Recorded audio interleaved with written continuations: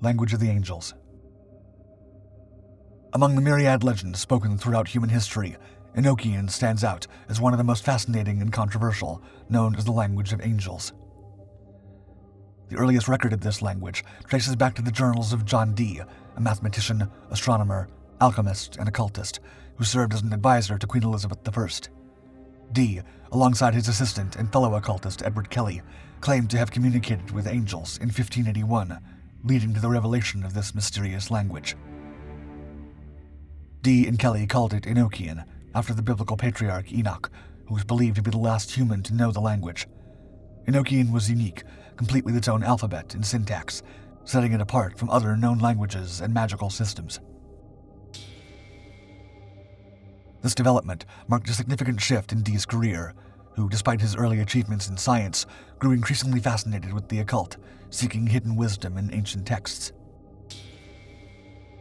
An exhibition at the Royal College of Physicians showcases intriguing artifacts once owned by Dee, including a clawed glass. This device, a black glass mirror housed in a sharkskin case, was used by Dee for divination and scrying, techniques he believed could predict the future and unravel difficult situations through signs and symbols. Another notable item in Dee's collection was a crystal, a clear-cut purple gem set in a ring and chain, allegedly given to Dee by the Archangel Uriel in 1582. This crystal, according to Dee, was instrumental in his and Kelley's alchemical endeavors, particularly in their quest to create the Philosopher's Stone, a mythical substance sought after by alchemists. Dee credited the angels with assisting him in writing various books, including those documenting the Enochian language. After serving its purpose, the crystal was passed on to the renowned British biologist Nicholas Culpeper, who used it in his healing practices. However, Culpeper eventually claimed that the crystal revealed the demonic form of a ghost, prompting him to hide it away.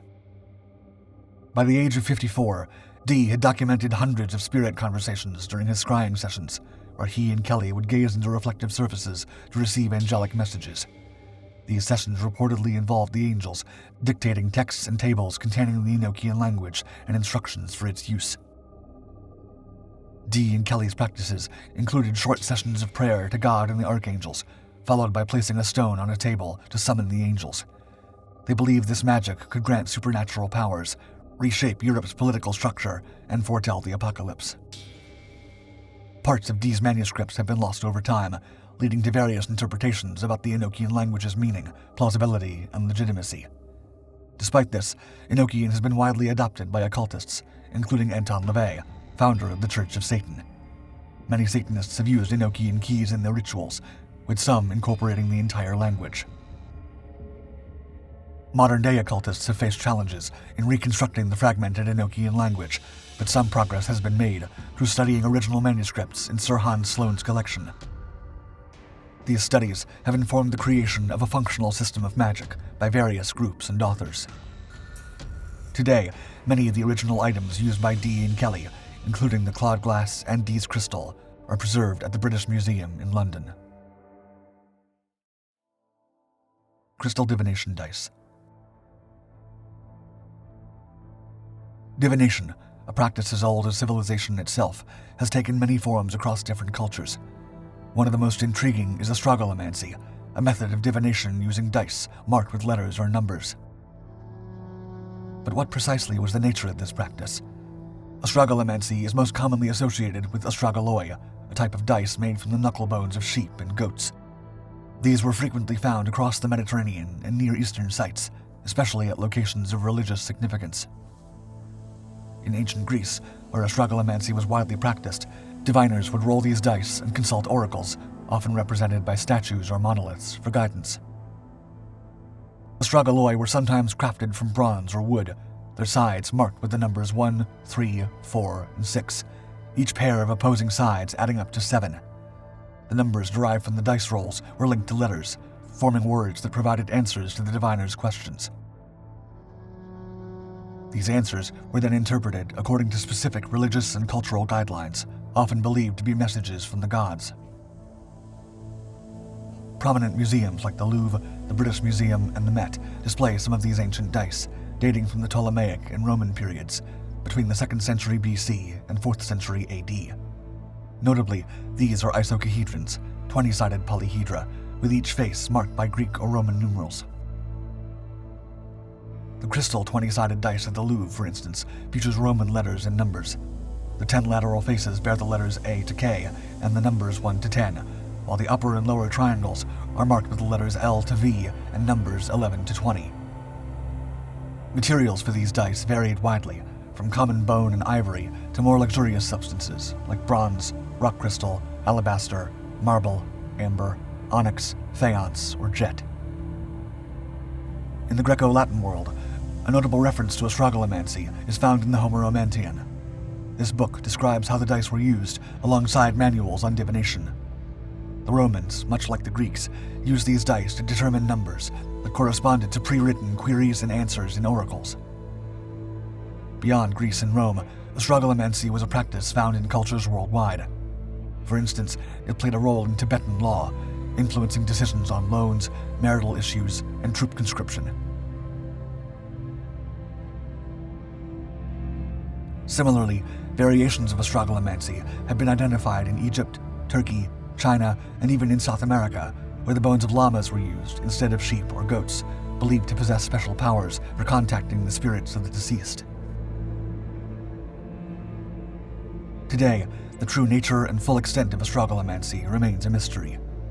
Archaeologists continue to probe into this ancient practice, seeking to understand how these dice may have served as mystical conduits, connecting earthly beings with the divine guidance of the gods and the supernatural. Viking magic wand. In 1894, a remarkable discovery was made in the 9th or 10th century grave of a woman in Romsdal, Norway, a mysterious metal rod of Viking origin. The rod, measuring 35 inches in length and made of iron, a material widely used during the Norse Iron Age, features an unusual curvature at one end, resembling a hook, and a knob at the other end for handling. Initially, experts speculated it might have been used for fishing or as a spit for roasting food. However, studies in 2013 shed new light on its purpose, suggesting it was a wand used for witchcraft and spellcasting. Further analysis led archaeologists to conclude that the rod likely belonged to a sorceress, probably the woman with whom it was buried. The belief that bending the rod would nullify its magical powers and prevent the witch from returning from the dead may explain its distinctive shape. Alternatively, this practice might parallel the rituals performed on defeated warriors, whose weapons were sometimes bent to symbolize their final disarmament, ensuring they would rest peacefully in death. Historical records and artifacts indicate that the wand was used in the practice of Sedar, a form of Viking witchcraft. This magic, primarily performed by women, was integral to Norse culture, used for divination, cursing enemies, and seeking guidance during crises. The art of Sedar was viewed as duplicitous and unmanly, thus primarily associated with female practitioners. The grave also contained other objects, such as a whalebone plaque, hinting at the high social status of the woman. This finding aligns with similar artifacts discovered in other female burials from the same era, suggesting a widespread practice of Sedar among elite Viking women. The onset of Christianity around 1000 AD marked a decline in such magical practices among the Vikings. Today, this wand is preserved in the collection of the British Museum, offering a unique window into the spiritual world of the Vikings. Death magic cave lamps. Nestled in the western side of the Jerusalem Hills lies a mysterious cave, believed to have been a center for necromancy and black magic practices in a secret cult. Archaeologists who have explored this site consider it a potential portal to the underworld, a place steeped in ancient mystique and ritual. Upon entering, visitors descend into a spacious chamber, its floor largely covered by a massive pile of rocks. A spring, once flowing inside the cave, was reputed to possess healing and fertility properties. Archaeologists Eitan Klein and Boaz Zissou described this underground space in their article, noting a deep well at one end and a pool carved out of the rock, filled by the spring's waters. Dating back to the late Roman Empire, specifically between the 2nd and 4th centuries AD, the cave has yielded numerous Roman artifacts. These include pottery, oil lamps, weapons, and human skulls. The nature and arrangement of these objects, particularly the skulls, wedged into deep crevices, suggest they were used in rituals, possibly to commune with or raise the dead. Necromancy, rooted in the belief that spirits are not bound by the laws of space and time, was a prevalent practice in ancient cultures, notably within Greco-Roman society. Water and subterranean spaces like this cave were often viewed as gateways to the underworld, facilitating the passage of spirits to the living world. The use of lamps in these spaces wasn't just for illumination. It was a part of divination practices. It's hypothesized that these lamps were thought to be powered by supernatural forces, perhaps great spirits, demons, or gods. Historical sources indicate that spirits were thought to fear metals like bronze and iron, a belief that may explain the presence of weapons in the cave. These items could have been brought by ritual participants as protection against malevolent spirits. This site has been a focal point of stories and legends, attracting tourists for centuries. It was a popular destination even during the Bronze Age, and is believed to have provided refuge for Jewish rebels in the 2nd century. Sedar squares and the Oath skull.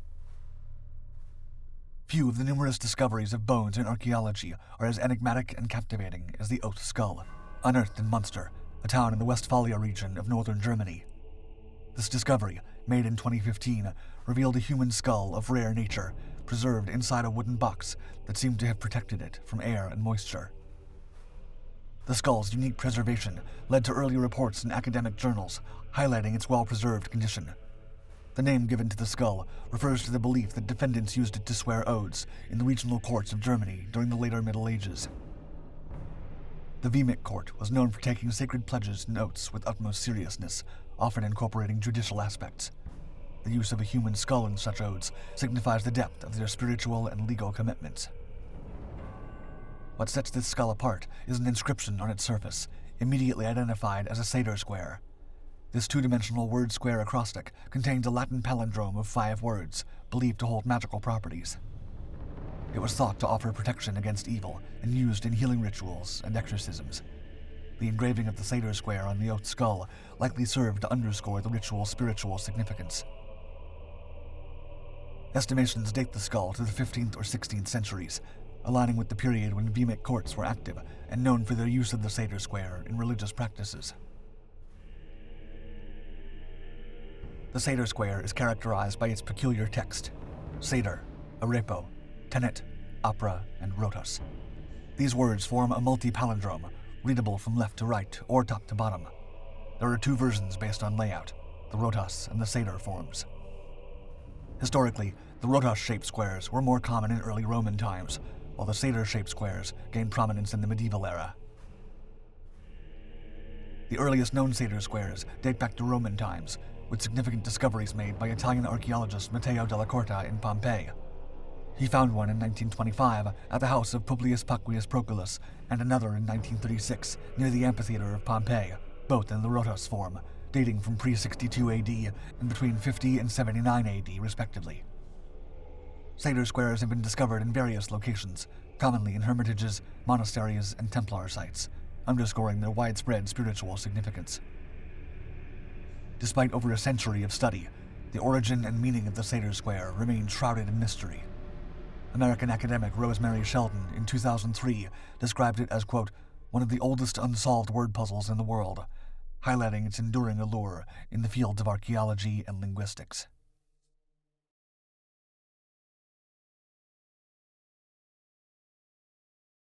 Are you ready to unlock the secrets of the past? Subscribe now to Dark Five's brand new Ancient Mysteries channel and embark on a journey to uncover the most enigmatic and awe-inspiring mysteries of ancient times. Leave a comment if there are any ancient mysteries you want us to explore in upcoming videos.